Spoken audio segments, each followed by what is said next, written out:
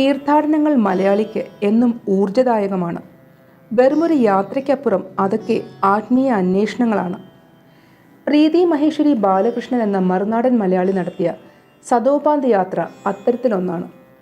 നിരവധി യാത്രകൾ നടത്തിയിട്ടുള്ള ഈ മൂവാറ്റുപുഴ സ്വദേശിനി 2016 ആദ്യമായി തൻ്റെ ഹിമാലയൻ യാത്രകൾ ആരംഭിച്ചത്.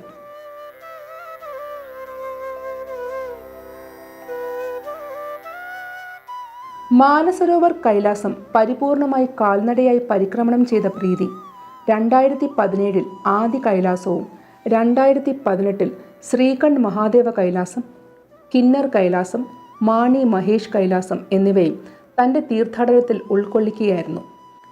ശരിക്കും ഒരു പഞ്ച കൈലാസിയായതിൻ്റെ പുണ്യം. യാത്രാ ദൃശ്യങ്ങൾക്കൊപ്പം പ്രീതി തന്നെ നടത്തിയ വിവരണവും കൂടിയാകുമ്പോൾ ഇത് ഏതൊരു സാധാരണക്കാരൻ്റെയും അനുഭവമായി മാറുകയാണ്. 2019 ഓഗസ്റ്റ് മാസം ശതോപന്തിലേക്ക് ഞങ്ങൾ യാത്ര തിരിച്ചു. ബദരിയിൽ നിന്നും 3 കിലോമീറ്റർ നടന്നാൽ മാന ഗ്രാമത്തിലെത്താം. അവിടെ അളകനന്ദയുടെ നദിക്കരയിലൂടെ പ്രകൃതി സുന്ദരമായ ഹിമവാന്റെ മടിത്തട്ടിലൂടെ ശതോപന്ത് തടാകത്തിലേക്ക് ഞങ്ങൾ യാത്ര തിരിച്ചു. അറിവിൻ്റെ അന്വേഷണത്തിൻ്റെ യാത്ര. യാത്രയിലൂടെ ആത്മജ്ഞാനം ആർജിക്കുക. കുരുക്ഷേത്ര യുദ്ധത്തിന് ശേഷം 36 വർഷം രാജസൂയം കഴിഞ്ഞ് വൃഷ്ണികുലത്തിൻ്റെ നാശമറിഞ്ഞ പഞ്ചപാണ്ഡവർ മഹാപ്രസ്ഥാനത്തിന് തുടക്കം കുറിച്ചു. ഹസ്തിനപുരത്തിൽ പരീക്ഷിത്തിനെ രാജാവാക്കി. ഇന്ദ്രപ്രസ്ഥത്തിൽ വൃഷ്ണി രാജാവായ യുയോത്സുവിനെ രാജ്യഭാരം നോക്കാൻ ഏൽപ്പിച്ച് വൽക്കലവും ധരിച്ച് പഞ്ചപാണ്ഡവരും ദ്രൗപദിയും യാത്ര തിരിച്ചു. വഴിയിൽ വച്ച് ഒരു ശ്വാനനും ഇവരുടെ കൂടെ കൂടി. അങ്ങനെ 7 പേര്. ആദ്യം പടിഞ്ഞാറ് ദിശയിലേക്കാണ് യാത്ര പോകുന്നത്. പോകുന്ന വഴിയിൽ കടലിനോടടുത്ത് അഗ്നിഭഗവാൻ പ്രത്യക്ഷപ്പെട്ടു. അർജുനൻ എന്നും തൻ്റെ സന്തത സഹചാരിയായ ഗാണ്ഡീവവും കടലിൽ ഉപേക്ഷിക്കുന്നു. പിന്നീട് വടക്കോട്ട് യാത്രയായി. മാനാഗ്രാമത്തിൻ്റെ ഒടുക്കത്തിൽ ദ്രൗപദി കാലിടറി വീണു. അവിടെ ദ്രൗപദിക്ക് ഒരു സ്മാരകമുണ്ട്. വസുധാരയിൽ നകുലനും ലക്ഷ്മീവനത്തിൽ സഹദേവനും ദേഹത്യാഗം ചെയ്തു. ലക്ഷ്മീവനത്തിന് ഈ പേര് വരാൻ ഒരു കാരണമുണ്ട്. ഒരു കാലത്ത് അവിടെ ധാരാളം ബുർജുമരങ്ങൾ തിങ്ങി വളർന്നു നിന്നിരുന്നു. നിരന്തരമായ മണ്ണിടിച്ചിൽ മൂലം ഇപ്പോൾ അവിടെ വളരെ കുറച്ച് മരങ്ങൾ മാത്രമേ ഉള്ളൂ. ദ്രൗപദിയും നകുലനും സഹദേവനും മരിച്ചു വീണു. പിന്നിലേക്ക് തിരിഞ്ഞു നോക്കാതെ ധർമ്മപുത്രരും ഭീമസേനനും അർജുനനും യാത്ര തുടർന്നു. ചക്രതീർത്ഥം എന്ന സ്ഥലത്തെത്തിയപ്പോൾ അർജുനൻ മരിച്ചു.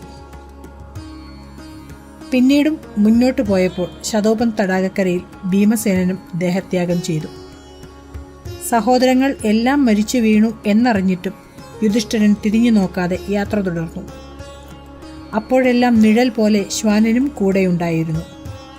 ധർമ്മപുത്രർ സ്വർഗാരോഹിണിയിൽ എത്തിയപ്പോൾ മാതിലി തെളിച്ച തേരിൽ ദേവേന്ദ്രൻ എത്തി അദ്ദേഹത്തെ ഉടലോടെ സ്വർഗത്തിലേക്ക് കൊണ്ടുപോകുവാൻ യാത്രയായി. എന്നാൽ തൻ്റെ സഹോദരങ്ങളും ധർമ്മപത്നിയും ഇല്ലാതെ തനിക്ക് മാത്രമായി സ്വർഗം വേണ്ടെന്ന് തീർത്തു പറഞ്ഞു യുധിഷ്ഠിരൻ. അപ്പോൾ ദേവേന്ദ്രൻ പറഞ്ഞു, അവരെല്ലാം ഇതിനോടകം തന്നെ സ്വർഗലോകം പൂകിയിരിക്കുന്നു. ഇനി താങ്കൾ ഈ ശ്വാനനെ ഇവിടെ ഉപേക്ഷിച്ച് എന്നോടൊപ്പം ഉടലോടെ സ്വർഗത്തിലേക്ക് വരിക എന്ന്. ശ്വാനനെ ഉപേക്ഷിച്ച് എനിക്ക് സ്വർഗം വേണ്ട എന്ന തീരുമാനത്തിൽ യുധിഷ്ഠിരൻ ഉറച്ചു നിന്നു. ജീവിതത്തിലും ഈ മഹാപ്രസ്ഥാനത്തിലും നിരവധി പരീക്ഷണങ്ങളെ ജയിച്ച് ധർമ്മപുത്രർ ഈ പരീക്ഷണത്തിലും വിജയിച്ചു. ശ്വാനൻ യഥാർത്ഥത്തിൽ യമധർമ്മനായിരുന്നു. ബദ്രിനാഥിൽ നിന്നും യാത്ര പുറപ്പെട്ട ഞങ്ങൾ മാനാഗ്രാമത്തിലെ മാതാമൂർത്തി അമ്പലത്തിൽ ദർശനം നടത്തിയ ശേഷം അളകനന്ദയുടെ തീരത്ത് കൂടി യാത്ര തുടങ്ങി.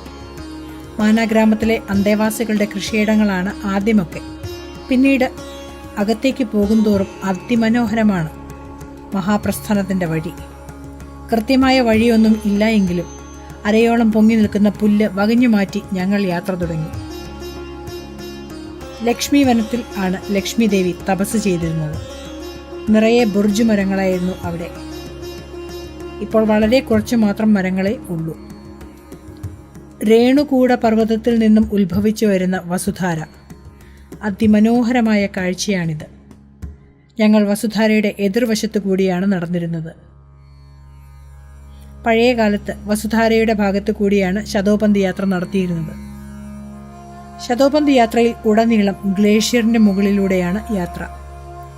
പുറമേന്ന് നോക്കുമ്പോൾ മണ്ണിടിച്ചിൽ മൂലം വീണ കല്ലും മണ്ണും ആണെങ്കിലും അടിയിൽ മഞ്ഞ് കാണാം. ഡോൺ ഗ്ലേഷ്യറിന്റെ താഴെയായി അളകനന്ദയുടെ ഉത്ഭവം കാണാം. വസുധാര ഇപ്പോൾ കുറച്ചുകൂടി അടുത്ത് കാണാമെന്നായി.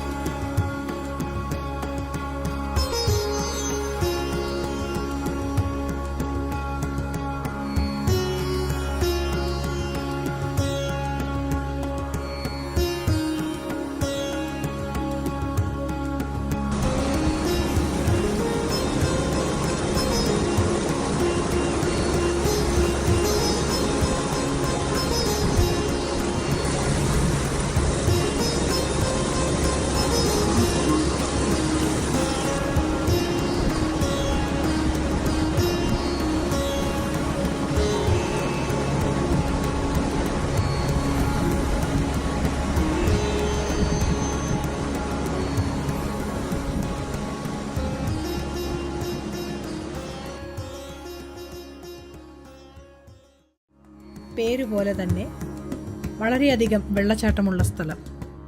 മഴക്കാലമായാൽ വെള്ളച്ചാട്ടം സഹസ്രധാര, അതായത് 1000 വെള്ളച്ചാട്ടങ്ങൾ ഉണ്ടാകും.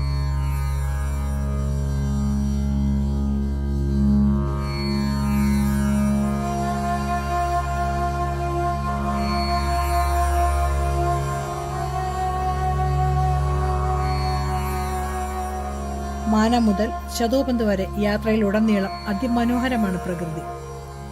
സഹസ്രധാരയിൽ നിന്നും ഞങ്ങൾ ശതോപന്ത് യാത്രയിലെ 3-ാം ദിവസമായ ചക്രതീർത്ഥത്തിലെത്തിയത്. ഇവിടെയാണ് അർജുനൻ ദേഹത്യാഗം ചെയ്തത്.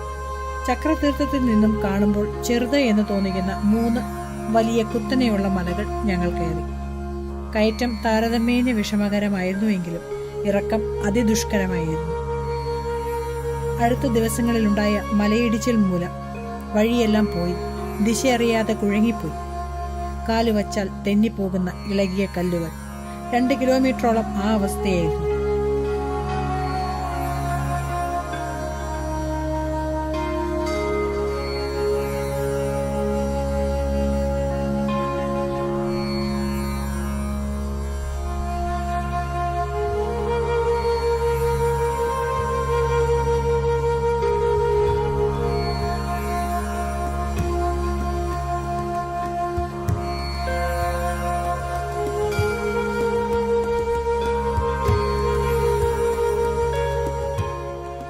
അതിനുശേഷം 2 മലകൾ കയറി മുകളിലെത്തിയപ്പോൾ കണ്ടു മരതകവർണ്ണമാർന്ന മനോഹരമായ അതിമനോഹരമായ ശതോപന്ത് തടാകം.